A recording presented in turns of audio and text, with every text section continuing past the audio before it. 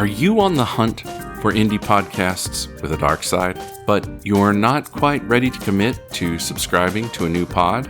Why not wet your beak with Spotlight on Darkcast? Each week we drop a new episode from one of the many shows on the Darkcast network.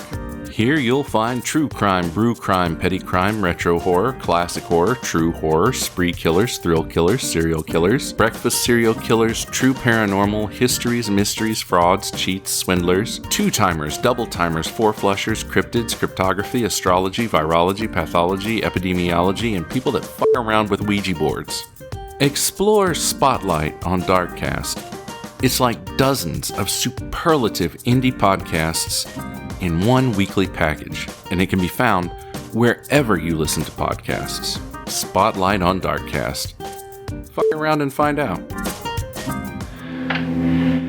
Well, it doesn't improve with the talent, but I think you should know, and you should think about it. Just think about it before you all do something foolish.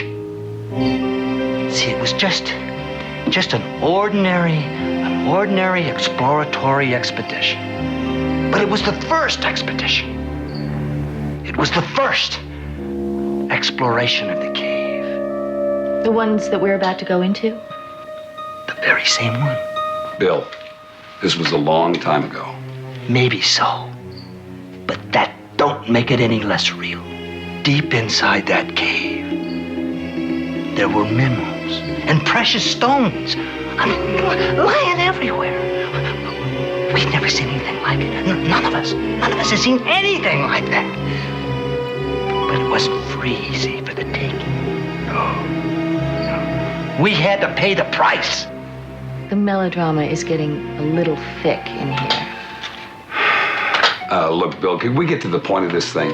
The point is that something or some things down in that cave killed the entire Reitman party. Everybody except me. This leg is a blessing compared to what they got. I'm the lucky one. I want the map. Sorry, Corey. Sorry, you can't have it. Nobody gets it.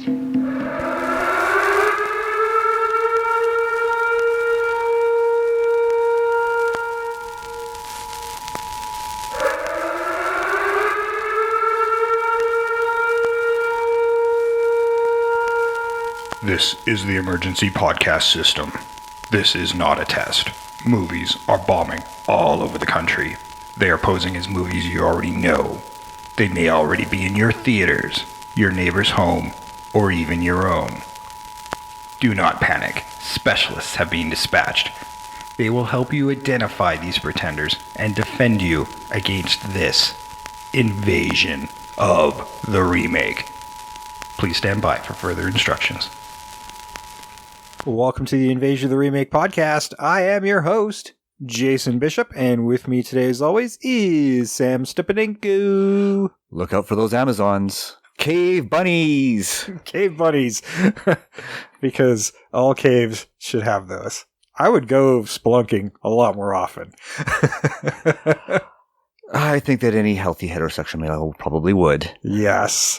Trish Conklin is away this week, but hopefully she'll be back next week, because we got a doozy for you next week. But this week's insane. We've been on a roll for picking weird, strange movies, Jay. Yeah, I don't know where I came across this. It might have been when I was watching the Roger Corman documentary. I've been watching a lot of film documentaries lately, especially about bad movies. And then I think I saw Sybil Danning talk briefly about this movie, The Phantom Empire, and wondering why, she wasn't allowed to show her tits. And then watching this movie, I'm like, well, the other one was. We did get, if you really look closely, she is popping. You don't even have to look that closely. Sybil Danning. It's Sybil Danning. You don't have to look that closely. No, but there's a little nipple starting to slip. No, I know. Yeah. Not that it's hard to find. That was my point. Yeah, you're right. Not that it's hard to find her nipple elsewhere. It was just a little weird that it wasn't. Somebody legendary for getting her breasts out did not in this movie. Yeah, in fact, her agent had noticed she was popping. her agent cut the scene just so she could tuck back in. The Phantom Empire from 1988. This is an AIP film released by AIP, so that was tangentially Roger Corman. I don't even think he knew this was being shot. The director, Fred Olen Ray, was working on a movie called Commando Squad in that location around the cave, and there was like a conversation about doing a fantasy film in like one location, and they already had the location. So he paid the crew like an extra $50 to stay late a few nights to shoot this thing. 6 days. Wow, that is very Corman-esque. Yeah, definitely the spirit of Corman. And it shows. And it was his own money involved in this one. Yeah. Yeah, no, but it does show that this was shot in 6 days. Like, it looks like a 6-day shoot. Oh, yeah, you're giving actors 27 pages of dialogue to remember, like, overnight. Yeah. And it also shows, I honestly think we get the gist of the dialogue. No, I don't think anybody really remembered the dialogue, but sure looked like they had fun. Oh, yeah. I mean, my favorite character was Eddie. She was just so much fun because she was never serious. No. I don't think she was a very good actress, but yeah, there's something about her attitude I kind of dug, and that was actually the director's wife. I did not know that. I know that she was in a bunch of his films, but now I know why. Yeah, that's why. And so many films. I had no idea all these films existed, and there's a good reason why. What? Fred Olen Ray is a genius. He's done all of the best softcore porn and Christmas movies ever. Said nobody. Yes, no, this was who the fuck is this guy, and how did I not know about him before? Then I watched the movie. I'm like, yeah. Yeah. We actually have seen some of these movies. I know you and I have seen some of these movies. Yes. One of them is actually on one of our posters, actually. Which one? The Chainsaw Hookers. Oh, okay. Yep. Well, I'll get a little bit more into his filmography later, but wow. Yeah. I can't believe this guy did so many softcore porn movies from that direct-to-video kind of softcore stuff. And Christmas movies. Like, they look like Hallmark Christmas movies. I'm like, how do you go from that to Christmas? To wholesome Christmas movie? What the fuck? I guess a job's a job. A job's a job. Yeah, you know what? And maybe he loves Christmas movies, and he does the softcore porn stuff to make money, to allow him to do his passion project of Christmas movies. It's okay to like Christmas and porn. Christmas porn is the best. What's in the package? Dick in a box. That's probably trademarked, but I'm going to say it anyhow. That's a dick in a box. Boy, I bet Trish was just hating missing this now. Oh, I'm sure. This is everything that she loves about a movie. Basically, a comedic take on the Lost World. Oh, so much more than that, though. It is. And, I mean, does it work? No. But anyway, I appreciate the attempt. We got creatures ripping off people's heads. We've got dinosaurs. We've got alien space babes. Cannibalistic underground societies. Yeah, cannibalistic. I like that. And then, of course, we've got cave babes. Cave bunnies. We've got cave bunnies. Oh, and a lost treasure. Mustn't forget the lost treasure. Mustn't. And a spaceship and blue sky inside caves. And we mustn't forget the robot. Oh, the robot. I almost forgot the robot. I'm going to forget a lot of things because it's just, what the fuck is going on? It's insane. It is absolutely insane. And Indiana Jones themes, except if they were unlikable. Oh, for sure. Yeah.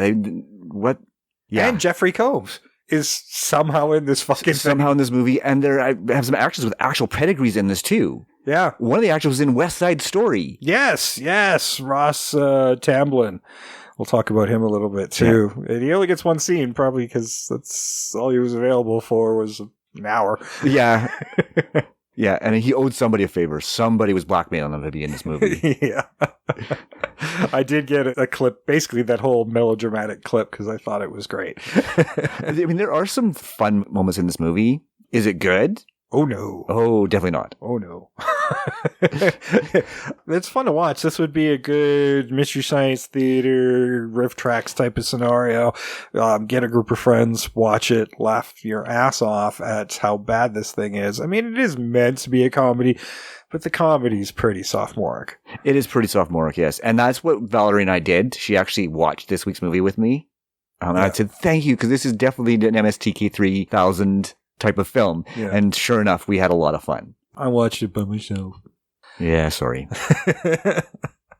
But it was like, what is happening? Well, why is this happening? The opening scene with the eyes shot where it's like multiply, like insect eye vision and all that stuff. And then you see the cannibalistic underground dweller there and you're like, oh, fuck, I know what I'm in for now. Yeah. Like that sets up the tone. Interspersing the credits for 10 minutes. Oh, that was in that scene. Agonizing. Just like, here's a little bit of the scene, a little bit of credits, a little bit of the scene, a little bit of the credits, a little bit of the scene, a little bit of the credits. Yes. For future reference, for movies like this, do not do that. I checked after, I'm like, I think that was the final credit. And I'm like, 10 minutes. It was 10 minutes. Yeah, and the filler scenes weren't interesting either. I use the term loosely. They set up the whole story. There isn't much of a story, but no, it was set up during the credits. Yeah. Creature attacks picnickers and rips the dude's head off, attacks the lady. Somehow somebody noticed that the creature had uncut diamonds on his neck. So Human Greed goes, yeah, let's go after the killer creature underground humanoid dweller thing. Well, can we call it a chud? It's not quite a chud because chuds actually look good. This was just some dude wearing a shitty mask. They got shitty masks from a dollar store and slapped them on people. Yeah. Like you could just see them hanging out. Yeah. Do not watch this film. Okay, just yes, you should. Yes, you need to live this pain. It's available on Tubi.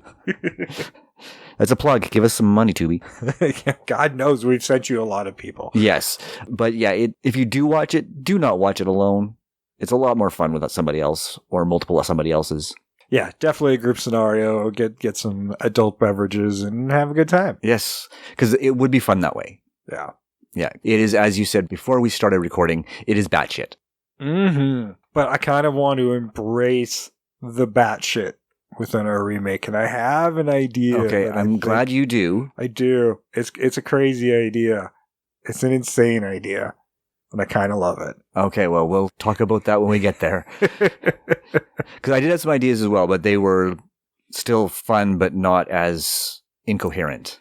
I think we could do a little bit more than just cherry picking from other movies like this movie did. It's like, okay, well, Indiana Jones is popular. Let's do a little bit of that. Well, Space Babies are popular. Let's make sure we get that in there. Yeah. Skin's always popular, so we'll get the cave girls in there. Everybody loves a sexy cave girl. And with no dialogue. We've done a few like loincloth cave girl movies now. Yes, we have, yeah. Well, because it was a thing. Yeah. Right? It was a thing. And I mean, to be honest with you, we did not necessarily know that there were going to be scantily clad cave bunnies in this movie. Well, I did. Oh, well. I'm sure you did. I saw the trailer and put it on a list because I'm like, what the fuck? Yes. I mean, this is exactly the kind of movie that we'd like to try to remake because it is weird. Yep. It's so bad, though, that we can just wipe the slate clean and have a good time with it. Yeah, I think we can do that for sure. It has no bones. No. To work with, really. No, I mean, I think the unprepared archaeologists... They weren't even archaeologists. They were adventurers, treasure hunters. For some reason, a professor of rocks. I initially thought they were like private detectives because it had that opening scene where the girl was hiring them. And I'm like, oh, is this like a crime thriller now? Or like, oh, no. No, it actually says on the door, adventurers. Yeah. And, the way they prepare for adventure is a bag full of booze. Yes. So they're not very good at it. Clearly. And that's why they were so desperate for the job, too, is because they aren't very good at what they do. Yeah. Just a few weeks ago, they did that Chuck Norris movie. Yes, and I was watching it and going, wow, I thought Firewalker was messy. Yeah. And then I watched this, and I'm like, oh, Firewalker's a freaking Academy Award winner compared to this. It's not like Doris Wishman bad, but It's close though. it's Walking that line at least pretty closely. the camera it looks fairly decent. At least you can see stuff. You can see stuff. That's true. And I mean, at least it's a linear narrative. Yeah. Right? Such as it is. As stupid as it is. Oh, it's just like, let's throw shit at the cave wall and see what sticks. Yeah. Like, okay, now they're running and run into a robot. Now they're running and run into Sexy Space Queen. Where is any of this being set up? What the fuck is happening? Yes. Yeah. Oh, and just some of the weird science of it is like, oh, the iron in the walls is turning off our batteries. I'm not sure that that's a thing. I'm pretty sure it's not, though. Yeah. If you're having a problem with your flashlights and shit, maybe don't light the caves as brightly as you did. Yes. Because looked okay to me. You could have walked all day in there without anything. Yeah, they were pretty well lit. Yeah. Yes. Hey, DOP, well, get some torches and some lighters and just bring out the 400s. Yeah, set a mood. Yeah. All right, let's run the trailer for The Phantom Empire, and we're going to get right into this. I propose an expedition to find the lost city of Relia. I want the map. Something down in that cave killed the entire Reitman party. I paid for this party, and I'm in all the way. Oh, face it, Doc. It was a myth then, it's a myth now. Look! There's a light up there. You're a liar.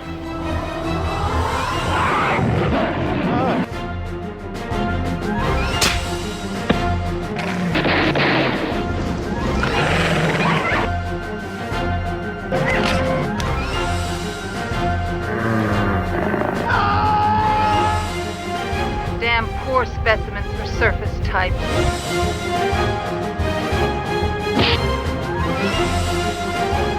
Hey, don't worry, girls. I'll think of something and come back and rescue you. All right, let's burn some rubber.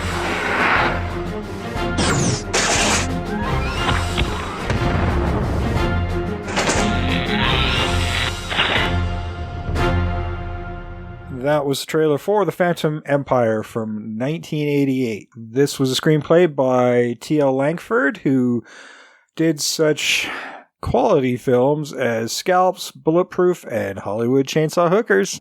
Screenplay was also written by the director, Fred Olen Ray, who had enough balls to put on the movie based on a true story. Yes. I thought about it. That was the true story. I thought about this crazy script.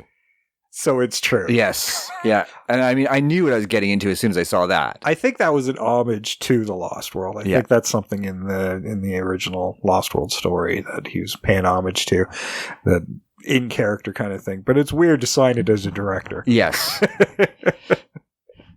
But I guess that's paying homage to those 30s, 40s, and 50s adventure movies. Possibly. And most likely, yeah. There was a movie serial called The Phantom Empire, which this is also loosely based on. So which is maybe why this movie is so crazy that it's taken little bits and pieces of this 20-part movie serial. Possibly. I'm glad we did not watch that. No, too much time. Yes. Too much time to watch that one. Fred Olen Ray, as I've said, likes his softcore porn movies and his Christmas movies, but he directed Scalps, Star Hunter, Venomous, Super Shark, The Alien Dead, Brain Leeches, and a movie I know Sam and I both watched when we were roommates, Evil Toons. Yes. He also likes casting porn stars in his movies. Yes, that one had Madison. I believe you're correct, yes. That's a long time ago. I don't remember my 90s porn stars very well, but I guess I remember that one. I knew her from the softcore porn movies before porn movies. I didn't know she was a porn actress. Yeah. And the girl who plays the cave bunny in this, if you look at the beginning of her career, was all adult entertainment. And some of it was hardcore stuff. But when you look at her credits, I don't think she was a performer. She was like a background extra kind of thing. Mm-hmm. I guess that's why she didn't mind being topless for most of the movie. For, a very large portion of the movie, yes. Yeah. Ross Hagen was Court Eastman. He was in Angel and the sequel Avenging Angel. I did those because they're the only ones I knew. Yeah. Jeffrey Combs, definitely the biggest actor to come out of this movie. He was really just getting started in 88. It's hard to think that he was just getting started in 88 because he's been a part of film for so long and he's got 1,000 credits. It's like ridiculous how many. He never turned down a gig, and it's probably why there's so many movies like this in there. Yeah. Jeffrey Combs plays Andrew Paris, and we did talk about him in episode 134. That was The House on Haunted Hill. Oh, shit. I knew I missed something there. I was sure I missed it, but there's so many credits. Yeah. Right? I'd actually forgotten about it myself. So I'm just glad I hit it because I'm like, have we? I was pretty sure we had, but I just wasn't seeing it. I mean, given the amount of credits, it's almost impossible that we hadn't, but the fact that we've only done it once. Dawn Wildsmith was Eddie Colechild, and this was the girl Friday to Ross Hagen's Kurt Eastman. She was in the classic Surf Nazis Must Die. I tried to rewatch that a couple of years ago. Wow. Just wow. I didn't get too far myself a few years ago. I did also try. Yeah, it was 10 minutes in, you know what? No, I'm sorry, I just can't. Yeah. Robert Quarry was Professor Strock. He was actually in some pretty good stuff. Sugar Hill and Dr. Phibes Rises Again, just to name a couple. Susie Stokey was Danae Chambers. Danae, they couldn't get it right in the movie, so why should I? Yep. Prison Ship and The Power. She was in those. Ross Tamblyn was Bill. That's the dude we said was in West Side Story. We also talked about him in episode 163. This one I did not miss, The Haunting. That is correct.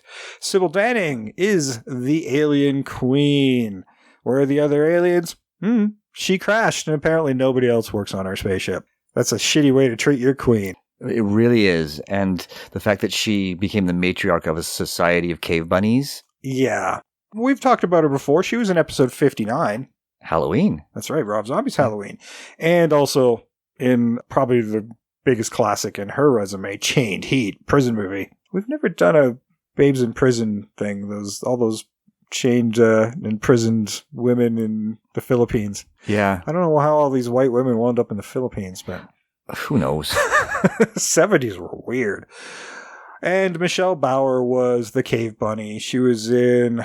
This is another cinematic classic. You got to go check Sorority Babes in the Slimeball Bolorama out right now. I remember the box art for that one. We were working video stores, me and Sam, and I've never seen the movie, but I always like the box art. And that's the thing, is the box art was great. Yeah. And every time I hear the title, I'm like, fuck, I got to watch that because it just sounds nuts. One day. It is on my list. I want to do it. And I think I have run the trailer for it in one of our cult movie trailer go-go's.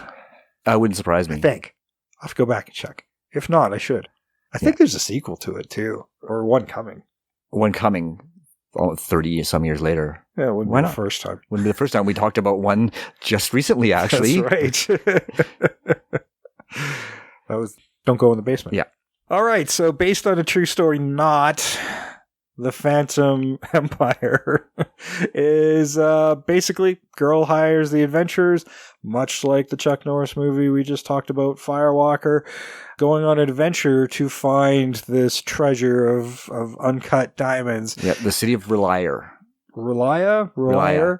Yeah, it's spelled Relier, but they say Relia in the movie. Okay. I never did find a proper spelling, so I kind of just phonetically spelt it out in my notes. And for most of it, I didn't even know there was an R until about later half of the movie. Yeah, I watched it with subtitles, so I kept seeing it. Oh, smart. I should have done that. I have to in my house because frequently people come through the living room talking, so. Okay. Well, that keeps you focused. That's a good idea. I might have to try that. And he puts a little team together, bringing in Jeffrey Combs, who was the geologist. He was like a student geologist, I think, yeah. Yeah, and for some reason, every chick thought he was hot stuff. He was a pretty handsome dude back then. Yeah, and I liked that piece of the story. Where a little different kind of role for him. It was, yeah. And it just it added it was a lot more subtle humor than the rest of the story, is this fact that all the girls are into him. Did you catch the university he was at? No, I did not. Miskatonic. Nice. Already he was doing that. Yeah. He's so connected to that H.P. Lovecraft stuff that it was already in this as well. Yeah. So crazy that. I guess he probably did Reanimator by this point. So. I think he had, yeah. But I think that, yeah, he probably was responsible for that little addition. He's like, let me build my own little universe. Yeah, I think so. And Professor Strock, who I can't remember what his. Well, no, I think he was the geologist, because there's at one point there where. Oh no, okay. I do have it. He was a mineralologist. Okay, so you got the geologist and the mineralogist. Yeah. So he was looking specifically at those rocks and stuff. Because the one very funny bit actually made me laugh is when Coombs' character picks up a rock and says, "What's this, Professor?" "A rock." Yeah, and everybody else kept calling him Doc, and he's like, Professor. Yes. It's like an ongoing joke. There were a couple of moments where they just stole liberally from Bugs Bunny cartoons. Yeah, there are some very cartoony moments in this. Yeah, and that's kind of the team. They are still trying to find the cave, even though we already know its basic location based on somebody's head getting ripped off. So I'm not sure why they needed the map, but maybe the map was of the cave system. That's what I inferred from the whole scene there. Yeah, and that was with Bill trying to relate his melodramatic story and why they shouldn't go. But he still gives them the map. Hey, when you're cut in for a percentage, hey. Why not? Yeah. If you make it back alive. Exactly. And even though he's been a recluse for years, it was just sitting right there on the top of a table. Yes. In the little warehouse that he was living in. Yeah. There's always a recluse. Always. With a map. So you've got your adventures, not very likable. I don't know why you would hire these guys. To be honest, yeah, there was nobody really likable in that main crew, except I think for Andrew. Yeah. Because he played the wide-eyed student really well. Yep. And it seemed like, I don't know why this always happens and the women are all like pawing at him and stuff. I saw if you go on YouTube, you can find some edited for TV clips. Like they shot this movie and then they shot TV friendly stuff. So when the cave bunny's running around topless all the time, she's still topless, but his arm is there or she's hugging him just to hide the nips. Genius. And they did that in 6 days. So they double shot. Yeah, double shot those scenes. You know what? I don't care how bad this movie is. I am impressed. Yeah, they were already thinking TV. Yeah. And the fact that they managed to pull it off in 6 days. Yeah. I mean, there's lots of side boob and stuff. I'm surprised that they thought anybody would air that anyway. I guess for like those minor subscriptions. For Skinamax or something like that. Yeah. Especially in the 80s where they would do suggestive stuff without full nudity, or HBO. I mean, back in the 80s, HBO would have totally played this. Yeah. So they go in the cave, got a couple of guns as you do, just looking around, knowing full well there's cannibal humanoid. There's monsters of some sort, yeah. Yeah. So these really badly made chuds are down there. We don't really get much of an explanation as to what they are and where they're from. And we do know they survive on the fauna and flora within the cave system. And of course, any human being that happens to wander by the cave. Any animal that happens to wander into the cave, I would think. Yeah. And they're like mole people, so they're very sensitive to the light. So the characters' flashlights work better than the guns. Yes. And they do, at one point, capture Susie Stokey's character, Danae, and put her on this spit. But they were kind enough to put some foam on there for her comfort while they were, rotating over and the shoulder rack so that she doesn't shift around too much, right? And then they lovingly slather a flavoring of some sort onto her buttocks. By the way, the giant spit was previously from History of the World Part 1. I knew I recognized it. Did you? You recognized the giant spit? No. No, I did not. The vehicle that the Queen was driving was a Landmaster from a movie we have covered, Logan's Run. When you're shooting this low budget and this fast, you are like calling up the California warehouse. What the fuck do you have that's cool? Yes. Loosely cool. I mean, it does look very 70s. Yep. Even the plot is 50s. Yeah. Well, it's 50s and 80s, oddly enough. Yeah. Like it's one of those weird mashups of classic cinema and then what was modern at the time. Mm-hmm. Yeah, you can certainly see that serial influence is like, okay, there's your cliffhanger, run around the corner, and giant robot. Yes. That looks very much like Robbie the Robot. And is named Robert the Robot. Because copyrights. Yes. It's very similar. Like it's got the bulbous arms and the chest plate, the head. It's so interestingly how close it is, but it's an 80s film. Why did you copy a 50s robot? Yes. 60s robot, I guess. Regardless, right? And such an iconic robot as well. Yeah. Right? I mean, he's instantly recognizable. Yeah, even though like he definitely looks different than Robbie, it's close. Like it's like, oh, there's his younger brother. Yes. He came off a different assembly line, right? Yeah. He's a different model of the Robbie. Yeah, you could see it's the same manufacturer or something. That robot makes no sense for it being there, even though they try to explain it at least. Yeah, it was the assistant to the queen and was doing the mining for her because the minerals would power her spaceship so she could repair it and go back out to wherever the hell she was. And how do you crash land into a cave? Yeah. How? The whole time I'm like, oh, she crash landed in a cave? What? That apparently has open skies above it. Yeah, I mean, there's that whole journey to the center of the earth kind of thing, but yeah, it doesn't quite work. But, Cave Girl, when we covered that, it was kind of similar where you go through the cave system into another world. And that's probably the best way to fix that, is it actually is an alternate world. There is so much crazy shit in here. I kind of wanted to borrow a little bit from my comic book experience here. This cave is a nexus of realities. Yeah. So depending on which way you turn, you could wind up somewhere completely different where you started, and things can leak through, much like Cave Girl did.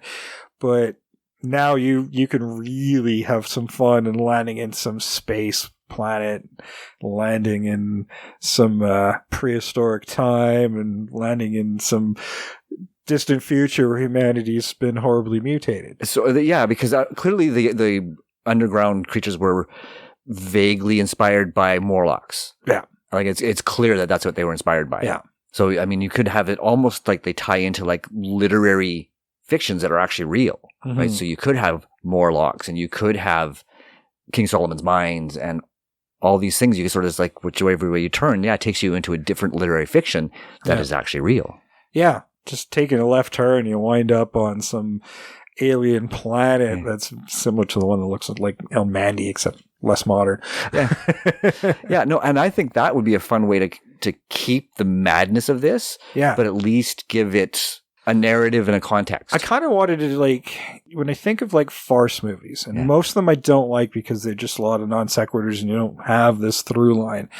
But you look at something like Airplane, where it feels like a cohesive film, but still has a lot of weird little bits. Yes. And I kind of wanted to do that with this, like hold on to the comedy aspects of it and utilize this nexus of realities to spoof popular science fiction and horror movies. Yeah, it totally works for me. Like I said, I liked what their thought process and intent were, right? Is to pay homage to all these classic science fiction and horror films, like you said. But it was so clumsy, and I mean, a 6-day shooting schedule is going to necessitate that, unfortunately. Oh, yeah. I mean, given some time and a lot of green screen work, you could really paint a really fun palette with this. And I guess we kind of had that weird movie that just came out, Everywhere at Once. Oh, I haven't seen that, so I don't. Yeah. And I don't know if that's similar, because I haven't seen it either, but it does feel like this multiple realities and stuff. But I want to take it further where it's just not multiple versions of Earth, that this cave system literally can go anywhere. Yeah. And I think that's where you bring in that younger character to give him more purpose, aside from being a sex magnet, is he's the geek who figures it out. It's like, well, wait a minute. This is Edgar Rice Burroughs. Oh, look, here's Ray Bradbury. Oh, look, here's H.P. Lovecraft. Like, he's the one who figures out that these writers have actually tapped into these different universes. That's a neat idea. I like that. And I kind of want to just use Jeffrey Combs in there again. But that's a neat idea to stick to the literary science fiction stuff. And Yeah, I don't know if you want to do spoof Star Wars and things like that. The other movies have already I'd done rather go that. with the classics, right? Yeah. Like the Isaac Asimovs and the H.P. Lovecrafts and Mary Shelley, even, right? Is just like really lean into sort of the really classic science fiction literary stuff rather than modern film. Yeah, sci-fi and fantasy stuff. Yeah, absolutely. A little bit of Sword and Sandals and a little bit of Road Warrior. Yeah, have everything in there. That's going to be the fun of it. And sure, it became an expedition for treasures and discovering of mysteries. And you should have a much bigger cast of extras so you can kill them off. Yes. Little by little. Because there's like, the body count is one pet and the human being at the start. Yeah. And a couple Morlock, a couple of Chuds. Yeah. Chud Morlock, whatever you want to call them. Yeah. Yeah, I think I like where we're going with this is, keep the manicness of it, but have it make sense. Yeah, I was just thinking about some of my more favorite kind of farce movies, like The Naked Gun and stuff, that have a theme and a story all the way through, but still are really funny, have its little funny moments and bits, where you can have these like skits. Yeah, you kind of want to make more sense in the context of the world that they land in, but it's going to quickly devolve into survival rather than recovery of jewels and stuff. Exactly, and figuring out how to get back out. Yeah, because once you're in, it's going to be really tough to get back out. You just back into the cave. But you can have all these little 10, 15-minute adventures on these different worlds. Yeah, and I like the idea of like that sort of last world with the quote-unquote alien queen being like almost like it overlaps other worlds a little bit. Yeah, it was just, she was weird because she took to Andrew like everybody else does and keeping the other ones to mind because they destroyed a robot, so she's going to use the other ones as slave workers and keeps Andrew trying to sway him over to her side. Yeah. Come with me when I leave this planet. That's right. You sexy, sexy thing. And when it's Sybil Danning, you know. He's like, I'm warming up to the idea. Yeah. You scared the willies out of me. Hey, Doc, it looks like we're being sprung. Wait, you think we can trust her? Never look a gift cave girl in the mouth. You're right. But, the cave bunny finds a way into the prison. Through a leather curtain at the back. Like, did you guys turn around at all? but they follow her out, and then Sybil Danning just turns into the Terminator, slowly stalking them for the rest of the movie with her giant sword. Yes, and the convenient spear to kill a T-Rex. Yes, the very convenient spear. Yeah, and then when everybody escapes at the end, and she winds up facing a little horde of Chuds, she's like, "Let's go." Mm-hmm. I'd love to have all this stuff kind of coalesce into one big climactic scene. And it could because as things chase them through these tunnels and they're following them through these portals, they're messing with all these continuities by bringing everything together. Yeah. And that actually works better than my idea of sort of overlapping continuities. Not only are they lost in this, they're fucking it up. Yeah. I want to steal a scene from something I saw this morning. And it was such a Vin Diesel thing. It was a video game for Arc 2. I saw it literally at the recording of this, the Microsoft Bethesda presentation. It happened. So I was just watching that over breakfast. And I'm like, oh, look at these dinosaurs and stuff. I'm like, oh, there's this armored T-Rex. What's that about? And then it pans up and it's fucking Vin Diesel on the back of a fucking T-Rex riding it. I'm like, that's a very Vin Diesel thing. Yes. And now that we're talking about, because this movie has, I'm fairly sure the stop motion was stolen from other films, but it has stop motion dinosaurs in it as well. And I would love to see the alien queen with her giant sword on the back of a fucking dinosaur. Yes. I love the idea of a mechanized dinosaur or like an armored dinosaur. Yeah. So like it has like, I'm totally on board with that. Oh, what if her technology is used has an infectious way where she can use it to infect the organics and turn them into cyborg slaves. I like that. So rather than having cave bunnies, you'd almost have like an enslaved pre-human population where they are like semi-cyborg. Yeah. Kind of like the Borg. Yeah, which is why we have that one cave bunny leading everybody around, because she's running from like everything. Yes. Everything's trying to kill her. It's like, oh, I've got things wanting to eat me. I've got things wanting to assimilate me. Yeah. I landed on a planet where I couldn't breathe for 2 seconds and then ran back. Yeah, and and that's how she can guide them away from the portals. Like, no, don't go to that one, right? Yeah. That's the pool of blood planet. Yeah.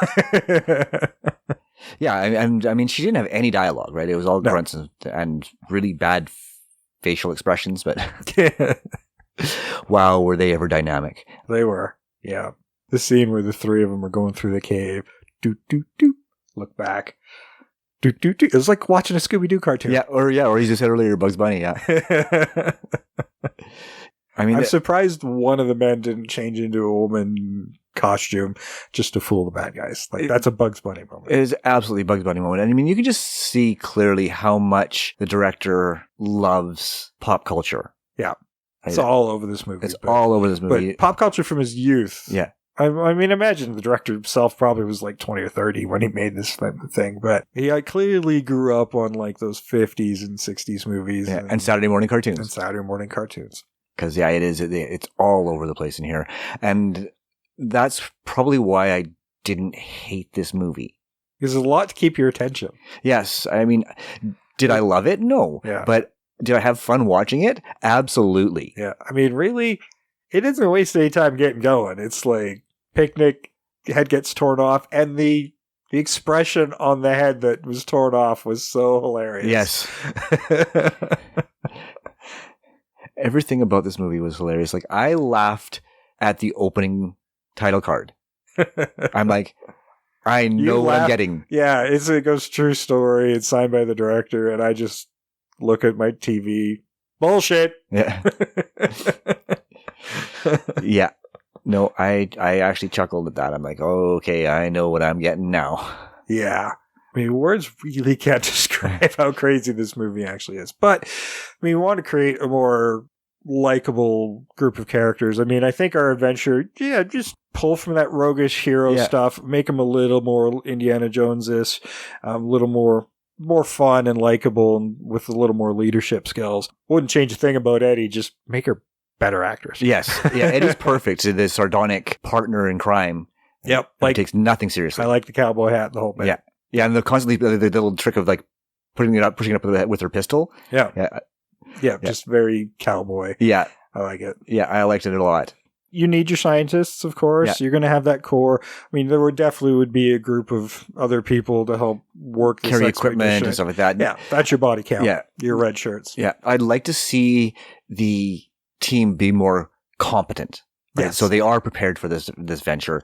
And as things start to go south on them, that's when it starts to become sort of them realizing they're out of their depth. Yeah, and I, use some of those expertise. It's like, okay, well, that's, some weird technology in this cave that does not exist. Yeah, exactly. Yeah. Right. I mean, and you can still have the same general attitudes of all the characters, right? Yeah. Court can be kind of irreverent and not take things too seriously. Yeah. Right. Because he's been around for a while, and I cast like this guy's been around for a while. Yeah. So that he's definitely much older than the rest of the crew except for the professor.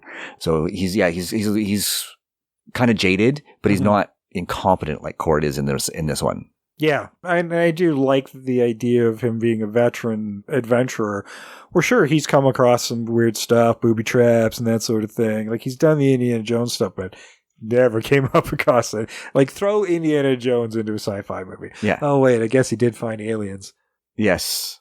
We'll skip that. Yeah, we'll pretend that didn't happen. That didn't happen. Yeah. That fourth movie doesn't exist. Oh, it can exist all the way fine right up until the very end. Yeah. It's actually a fun adventure until the last 10 minutes. Yeah. He got nuked in a refrigerator, but... Yeah. This movie might be more plausible. now that you think about it. Yeah, but I'm just going back to that idea of how these authors sort of had doors into these other worlds.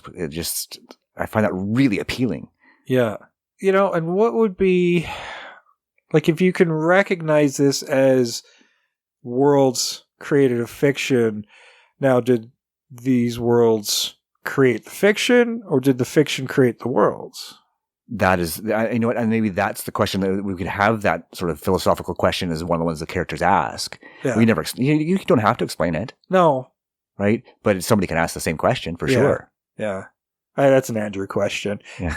Yeah, absolutely. Yeah. Yeah, no, it's a great question, and I think that's a great way to put thoughts into the characters' minds, and again, show that they're competent without just out of their league. Guess we're gonna have to have hobbits or something then. Well, that one might be tough. Just don't call it. Wow, yeah. I don't know if that's public domain or not. Who knows? I don't know. You allude to it. Yes. Yeah. You know what? All you need is like just then walk out and see a shire and like, oh, I know where we are. Let's go. I do not want to deal with that guy. Yeah, I've seen that movie. Yeah. Well, I've read this book. I walk out and I'm like, oh, I can't do that much walking. Yeah. Yeah. See, that sets up some really fun dialogue without telling you anything, right? Yeah. Yeah, and then you could have a bunch of moments like that, right? Like just like a quick 30-second, 1 minute sort of, oh, we know where we are. This one, let's keep going. Yeah. You have your kind of ones where you tell a little bit more of a story that will coalesce into this craziness at the end where all these little ideas merge that we spent some time with. Exactly. Into, the final runaway and everything's fighting, biting each other. But, you can have these little moments where it's literally walking through the door. Nope. Yep. Not doing that one. Like, yeah, the moment where it's like, fuck me, that's Cthulhu. Out. Way too much lava on that world. Yeah. Yeah. No, don't want to be on Mars. Yeah. But it was breathable and those green guys with multiple arms. Yes. John Carter. Yeah. That was exactly what I was alluding to. Yeah. Wind up in a forest and you hear the Tarzan yowl. And, yeah. No, I like that a lot. Do we go into the forest? Like, I've seen these movies. Somebody always gets eaten by a lion. And they don't even live in jungles. Exactly. And then a lion comes and eats one of the handlers. Yeah. Like, see? What'd I tell you? Everybody back in the cave. I mean, we haven't really changed the story, but we've added just a little, actually, surprisingly enough, a little more fun to it. Yes. I mean, our budget's going to be way higher. It's going to take a lot longer to shoot, and you're probably going to do most of this in green screen. Yes, of course. Yeah. Right? I mean, I cast knowing full well that this would never be a big budget picture. I mean, you kind of want smaller actors, but because I cast in that Mel Brooksian kind of way, who does use known actors because they'll go, hey, it's Mel Brooks, let's do it. I know full well nobody's going to touch this with a fucking 10-foot pole, so I cast to the nines. Yeah, well, fair enough. Yeah, I went recognizable all the way through. I mean, they're all recognizable, just not maybe. Yeah, this isn't a early in your career type of movie. At least the original certainly was. Yeah. But if you're gonna, if you're going to big budget a little bit, you might as well. Yeah, if you're going to throw some that kind of money at painting these worlds, green screening all these different things, and the road warriors and all whatever else you're doing in here, you might as well throw some actors that are going to sell it. Yes, exactly. Well, before we get into casting, is there anything else you want to add to this? I don't know if we need the comfy spit. No. No, I mean, there's some things that was so cartoony. It was very cartoony, and I think those are the things you don't want to change. Is sure she gets captured, right? Yeah. But the comfy spit. She's just put in the larder. Yeah. Yeah. Or I mean, you could have a fun moment where they do try to season her, quote unquote. Yeah. Is where they put her in like something with like. Why are you live cooking them anyway? Yeah. It's like you should maybe have her and a couple of the red shirts get captured, and if you do want to do the spit, he's already been beheaded. They're munching on arms or finger food, literally finger food, making some soup, and maybe they do have the larger portions on a spit. Yeah, exactly. Unless they're like lobster, right? Cook it slowly. Doesn't realize that it's dying until it's too late. I don't know. Yeah, no, there's a small portion of our fan base who's not going to eat lobster now because of that. Sorry, but facts is facts. It's one of those throwback moments to classic film, right? It's to those classic serials with the person on a spit kind of thing. It was even in Return of the Jedi to an extent, I suppose. Yeah. So it's not out of the realm. Got to cook the meat. Yeah, I mean, so you could leave it in there, I suppose. I mean, you could leave out the part where they caress her backside with whatever that grease was. Well, yeah, they were just basting her. Yeah, that's exactly what they were doing, but it was a very lovingly shot scene. I mean, well, they're called cave bunnies for a reason. Yeah, but she wasn't a cave bunny. Why? Why are we? Well, that's true. Yeah. But every one of these movies, it's like you get the cave girls, and they're all like supermodels. Yeah. Well, so this goes to show you, if I've learned anything from film, really hot women are from the Cro-Magnon era. Apparently. Yeah, and I mean that did lead to a funny bit where she's trying to run and do it, like pull her pants on and do up her belt and stuff like that. That was kind of funny. It's like, yeah, you're gonna get caught again. It's like my modesty is so important. But that was the prissy girl and that it informs a scene later where she's just sitting there with Eddie and she's starving, and Eddie hands her a rock. Yes. Yeah, there were a couple handing of the rock moments in this movie, and I really enjoyed both of them. Yeah. Well, you could go kill that. Yeah. How long's that thing been there? What, you didn't notice? Yeah. How long have we been sitting here? Yeah. You didn't notice the stop motion? Yeah. You know what I did like about this movie is almost every single character got a heroic moment in the film. True. Yeah. Like, everybody got one, which was unusual, to be honest with you, because it makes the whole cast kind of equal. Yeah. I found the professor's character a bit inconsistent. Yeah. You know, he just whined a lot. Well, he was whiny, but, you know, he was raring to go. Then he wanted to leave. Yeah. And then he wants to move forward again. You know, and I feel like they were toying with him being like a turncoat type of character. Yeah. And then never really got there. And then never pulled the trigger on it. And maybe we should have that. You know, have that one turncoat character. Yeah, where he's just so fascinated by the whole experience that he just wants to explore it further. Like, it's like he wants to be the first to explore these worlds and discover the science behind it. Oh yeah, and imagine the papers and you know how famous he would get discovering all this. And so the more they discover, the more he's like, keep moving forward. This is great. We're gonna be rich just off exposure. Keep snapping those pictures and and I mean he could be, in the end, the main cast member who doesn't make it, because in a movie like this, not everybody should make it out. Generally, and I think his obsessiveness that now we've discussed would probably necessitate him his survival not happening. Yeah, he would, because usually with these movies where somebody has some sort of obsession, they would inevitably fall prey to their own obsessions. Yes. And I mean, you could have that moment, because it'd be a perfect bad guy moment too, because it's very stereotypical and tropey, is he can betray them to the alien queen, who then decides she doesn't need him anymore, and that brings about his end, right? The Darth Vader moment, right? Mm-hmm. You're no longer needed.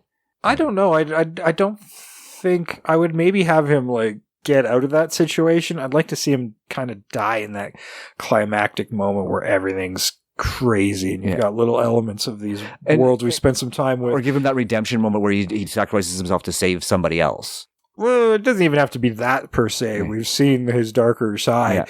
So I want to get him right near the end, and then maybe alien queen riding the dinosaur, chomp. Yeah. Yeah, it's inconsequential. He doesn't matter at all. Yeah. And I actually like that better, where he's like, she doesn't acknowledge his existence at all. He just gets sort of wiped out and ignominiously. Yeah. Kind of like that. Cool. Yeah, he doesn't need redemption. Yeah.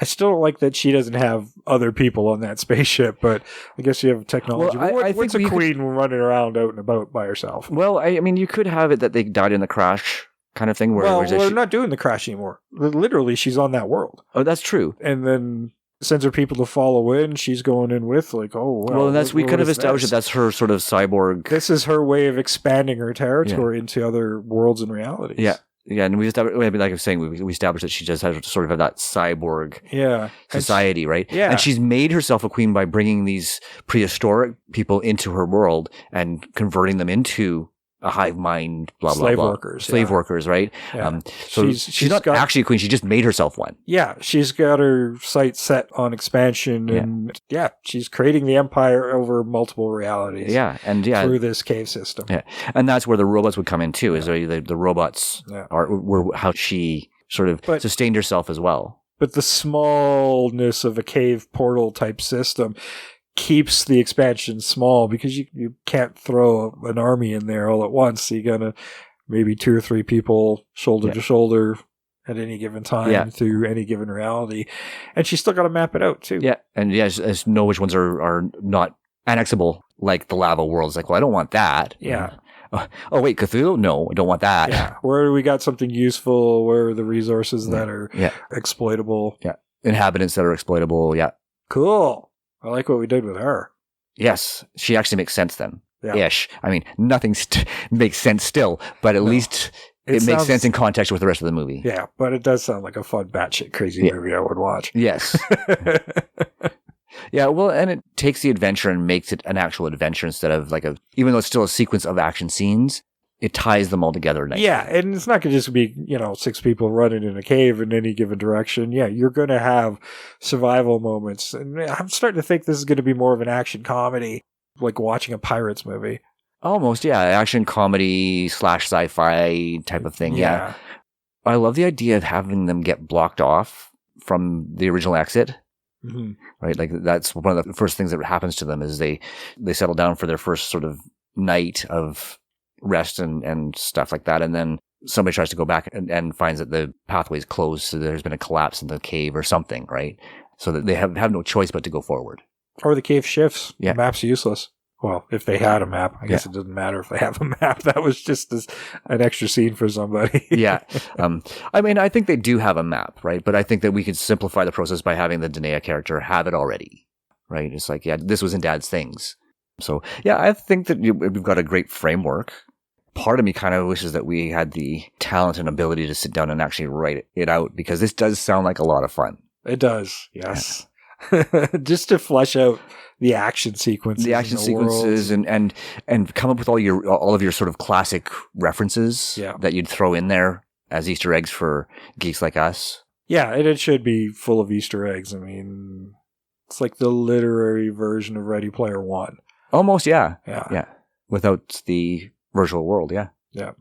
I'm digging that. Somebody make this happen now. Damn you. Yeah, I'm having fun thinking about it all, and I could probably spend a good week just poking at all the worlds and stuff. Yeah, and then figuring out how to fit them into the story so that they fit organically without it being all choppy like this film was. Yeah. Okay, let's recast this thing. I think this will be fun. I think it'll be a lot of fun. I mean, I will say I did have fun recasting this because you had so much room with these characters. It wasn't hard. I mean, it's a big cast, but I didn't really have a hard time with it. I didn't either. I mean, my Court Eastman kind of popped into my head while I was watching it. I did take a day or two, but that was the first character that popped in my head too. Yeah, well, because, and I'll when I get to him, you'll sort of understand why, because he's actually done every one of these movies. that's sort of referenced in this pretty much. It's not Harrison Ford, is it? No. Too old. Yeah, just a little bit too old, but he's definitely older. I went with Nick Cage. Yeah.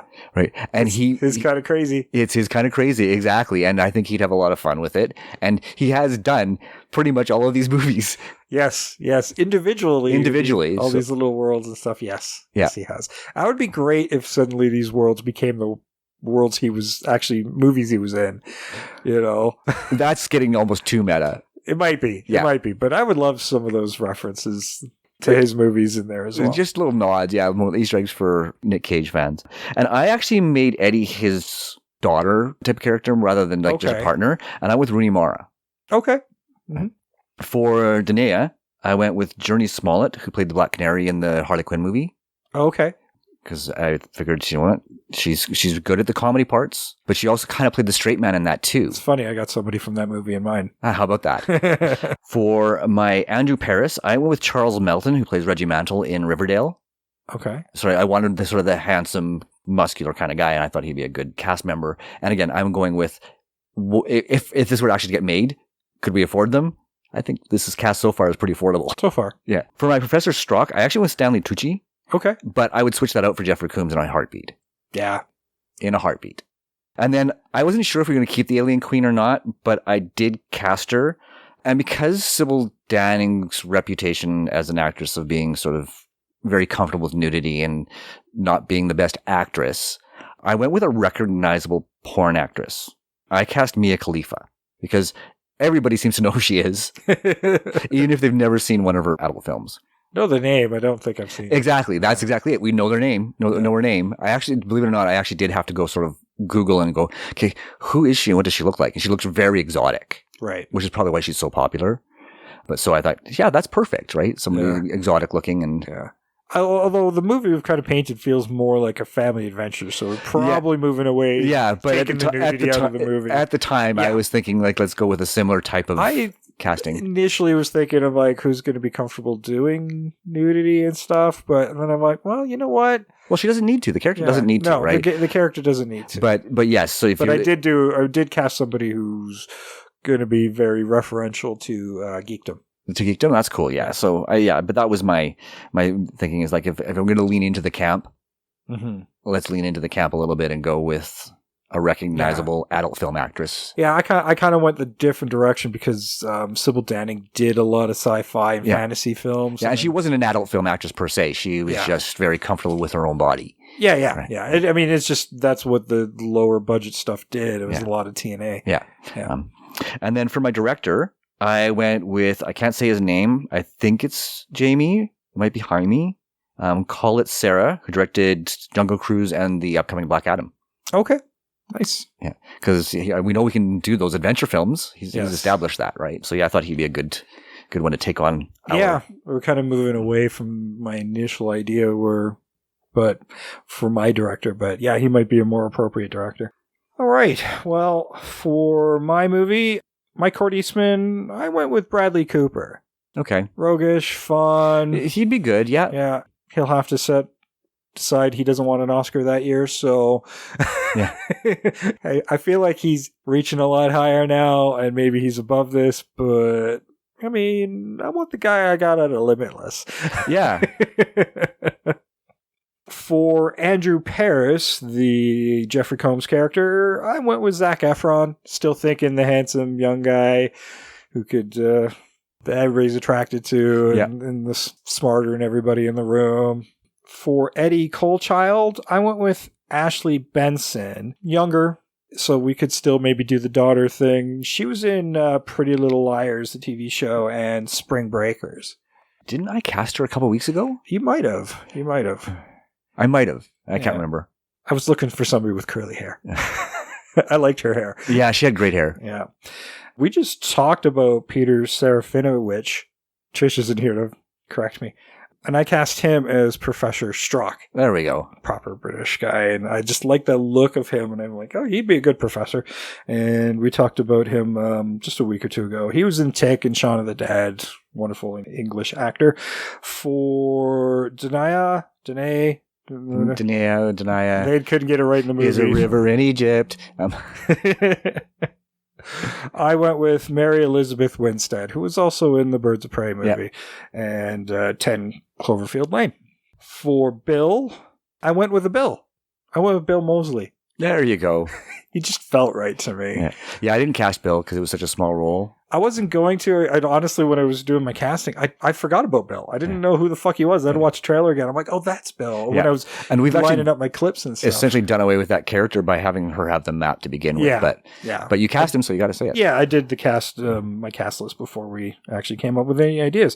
But you might, if you don't know who Bill Moseley is, he's one of Rob Zombie's favorites in The Devil's Rejects and House of a Thousand Corpses and Texas Chainsaw 2. And a ton of other stuff. Outside of the zombie-verse. I mean, if you don't know who Bill Moseley is, you're not a horror fan. True. He's just one of the icons at this point. Yeah. And for the Alien Queen, I went with a sci-fi icon. She played 6 on Battlestar Galactica, was in Lucifer, Tricia Helfer. Very well done, yes. And Canadian. And Canadian on top of it. So, and she kind of has that statuesque, that's all presence. She can be intimidating. She's very capable of intimidating. I would go with yours over mine. Okay. Like I said, I was just leaning right into the whole Sybil Danning thing, right? But I 100% would switch over to Tricia Helfer. I mean, I was originally thinking along your lines too, and then I switched gears, and I'm like, well, Sybil Danning did a lot of sci-fi and fantasy films. She loved doing it. She loved doing this movie. Yeah. So I thought, well, somebody who's known for doing that now. Yeah. I wanted to go in that direction. And for the Cave Bunny, I went with Adria Arjona, who was in Good Omens. Okay. And probably needs something now after having been a featured character in Morbius. Oh, poor girl. Yeah. Now, I have not seen it, so I should... Nobody has. Yeah, apparently. Well, some people have, because I have definitely seen some feedback on it. So somebody did, and yeah, it was not good. I was looking her up. I'm like, okay, I wanted somebody who's like, just like this movie. You got all these hot women in loincloths. I'm like, well, if I'm going to lean into the cave buddy, let's do somebody who's impossibly hot. No, and as you should. I didn't cast the cave bunny because I kind of felt like we were getting rid of that character, or would have gotten rid of that character. And for the most, well, but now we've given that character purpose. Yeah, right? I don't know if there'll be loincloths and stuff. Yeah. And I can sort of get behind you on that one too. Mm-hmm. And what about your director? Oh, and my director, I went with John Landis. Blues Brothers, Schlock, Coming to America, Trading Places, American Werewolf, London, Animal House. Yeah. Kind of had the flavor I was going for at the time. Amazon Women on the Moon. Yes. Which is so much fun. If you haven't seen that film... I just rewatched it. Does it hold up? The bits I liked, I remembered. There's lots of bits that I didn't. And that's the way I felt about the original one as well, is the bits that land, really land, and the bits that don't, you just don't. Yeah. And Sybil Danning plays an alien queen. It might even be the same fucking outfit in Amazon Women on the Moon. Quite possibly. Because I remember like, damn, that could have been the same costume. Yeah. The one thing you mentioned that she had fun doing this movie, and you can tell. Mm-hmm. Like, you can tell that she's having fun. Because she was never a great actress. No. But you look... At the time, though, she was probably the biggest star in this. Oh, absolutely. Absolutely. But yeah, you can tell just how much fun she's having. There's this little twinkle in her eye the whole way through it. Mm-hmm. Yeah, I think everybody really enjoyed themselves on this. Yeah. Just 6-day project. It probably was a bit hard work because of all the dialogue they had in there, except for the cave bunny. Thankfully, she didn't have any dialogue to remember. Yeah, it's just like, okay, react. Yeah, I mean, and if Corman's releasing it, they probably thought, well, we need boobs. He's going to ask for it. Yeah. You need some blood. You need some boobs. Yeah, considering that it was an adventure film, there's a surprisingly low body count. Yeah, surprisingly low. I was expecting a lot more after the decapitation. Yeah, it sets up the opportunity fabulously there, and then nothing. But again, small cast, you can't kill off your entire small cast. No. I mean, unless you're a horror film, and then you can kill off the entire cast if you want. That's what you do. But but not in an adventure film. Everybody has to get out unscathed. No, but we did kill one of them. Yeah. At least one of them.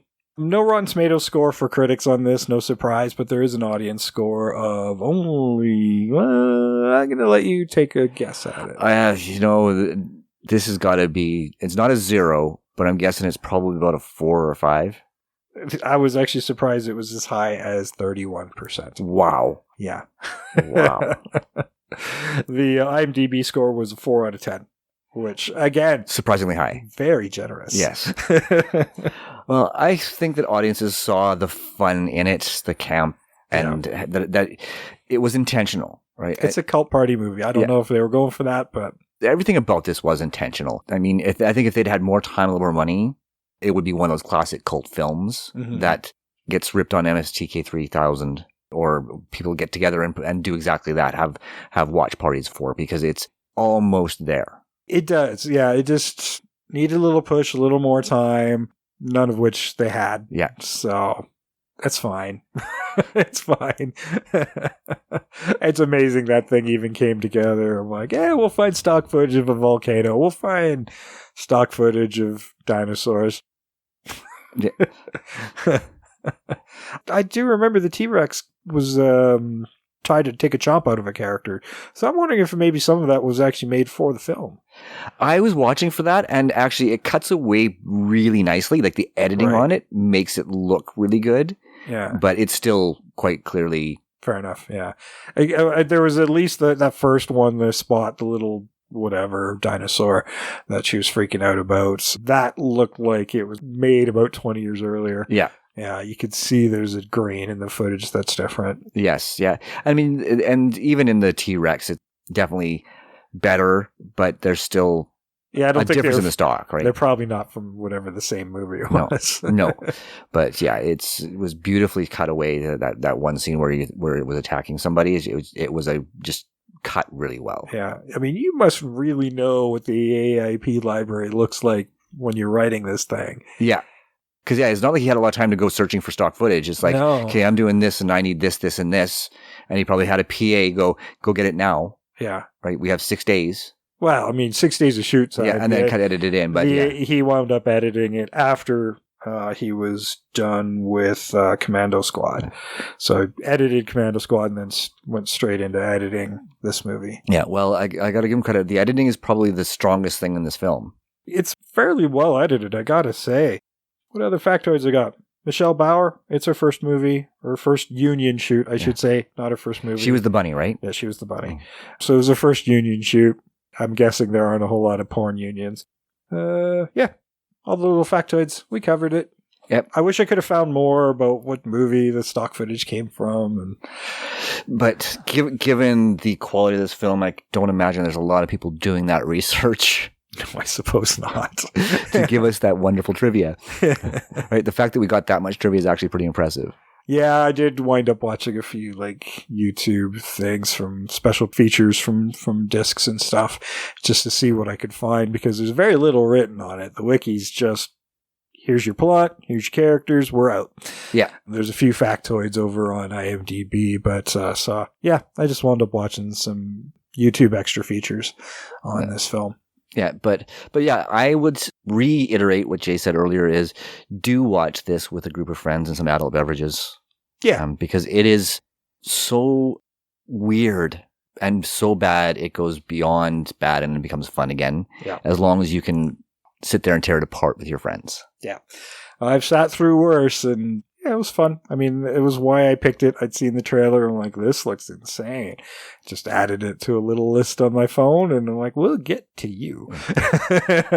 And we did. Yeah. Yeah. No, this was, when it first started, I'm like, oh no. I can't even blame Jay for this one because he let us have a choice. I did. I listed 3 different movies and you all landed on this one. That's happened a couple of times, and you always wind up picking the one you probably shouldn't. Oh no, I'm glad we did. Like I said, I can't blame you for this pick, and I don't. And Trish went into it and picked it too, and then she didn't wind up turning up for it. Unfortunately, but I mean, it's as I said, not a good film. Is it fun? Hell yes. Mm-hmm. Right. And I hope Trish got a chance to watch it anyway. I know she's very busy this weekend. Yeah, but, hopefully she'll have watched it and be able to add a couple little comments next week. Fingers crossed. All right, well, I think we did okay with the Phantom Empire. I mean, I don't feel like we fleshed it out a whole great deal, but we have this great skeleton structure of it now that's far more well thought out than I think the original film was. Certainly going to require a little bit more money, but man, it would be a blast to watch something like that. It would be. And I mean, like I said, I wish we had the time and the talent to sit down and actually script out an entire remake on this. Yeah. Because I think we could sell it. Done right. I think you could sell this remake as something that somebody would be interested in making. Yeah. I think so. I think you could. Yeah.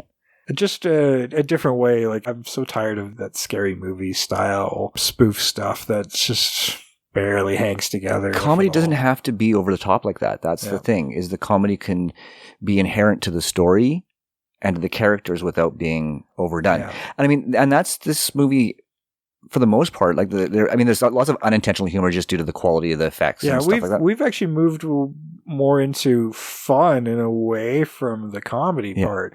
It still will have its not as serious of a tone, but it's not going to be as farcical either. At least the way I think we're thinking of it. No, it's more of the sort of that Ryan Reynolds type of comedy where it's the characters that make it funny without it being spoof or farcical. Yeah, like you said. Yeah. Right? Because it's more about the dialogue and sort of just the situational comedy rather than stupid jokes. And that's what this movie was. The humor, most of the humor, the actual funny stuff came from the dialogue. It came from Eddie. It came from the way the characters interacted with each other rather than the situations themselves, which were in another context quite perilous. Yeah, so if you can actually add more of those scenes where they're in those little worlds. Yeah. And we've now structured in such a way where you're not just running through a cave for most of the movie. We've actually can spend time on this new world for a little bit before run back into this nexus of realities. Yeah, and you can even have them sort of run through worlds going, okay, we're in this world, where's the next exit? And they're looking for the next exit. So like that's a scene, right, where they're running through and you have pterodactyls or you have loincloth clad natives chasing them through a jungle kind of thing, right? Whereas they're just momentary scenes of peril. And which is great because those scenes will also be important because they're unintentionally leading these things and these creatures and these beings back into the caves with them. Yes, exactly. And that leads to this really sort of over the top final conflict, right? Where you could have cavemen and you could have aliens and you could have a native tribe chasing after them. Like all of a sudden you have all these cultures conflicting at the end of the film. And that's like, it also sets up their escape from all of it, right? Yeah. They're all busy fighting and eating each other. Let's get the hell out of here.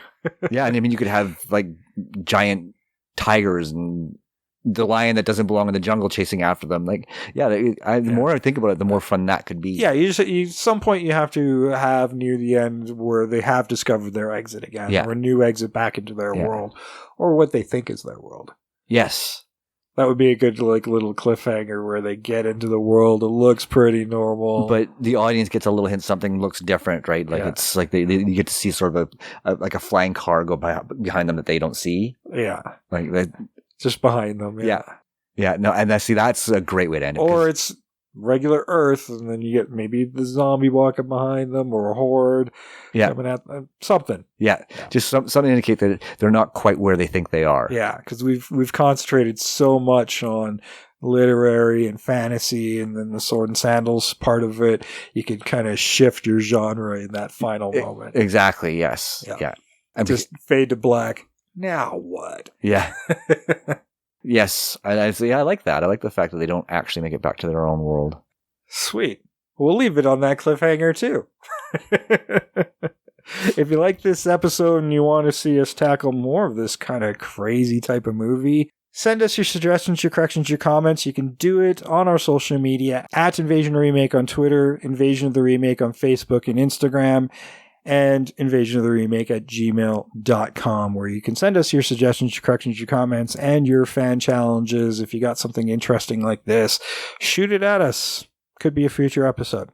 Like and review us on your wherever you're listening to us. Make sure you throw us like 5 stars or a thumbs up or whatever on your app, and write a short review on Apple Podcasts or Good Pods, or Podchaser or Google Podcasts. There's so many. So if you're listening to us, help get more earballs on the show by telling them how much you like it.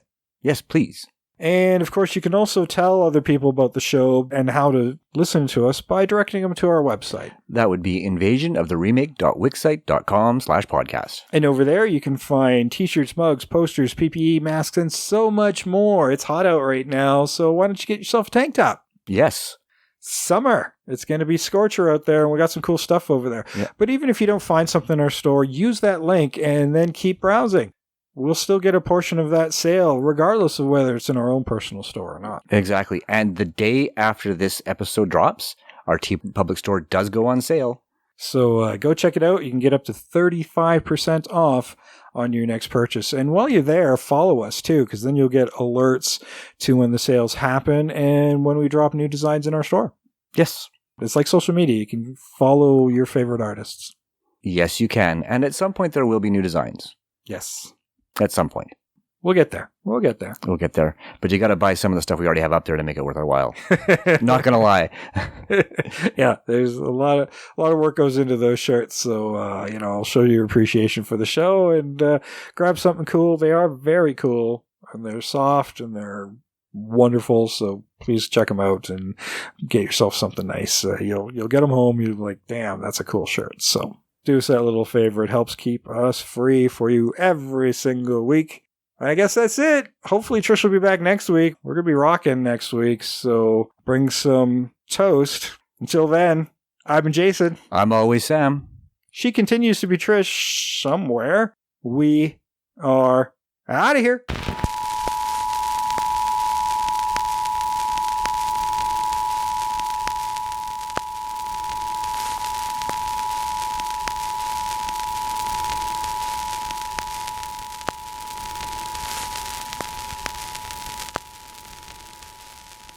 Boy. Oh, I wish we had something to eat. I'm starving.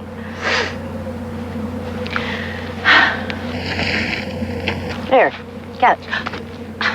Oh, what is this? You don't expect me to eat this, do you? No, I thought you might go over there and kill that thing, and then we'll cook him. That thing? Yeah, over there. Oh my God.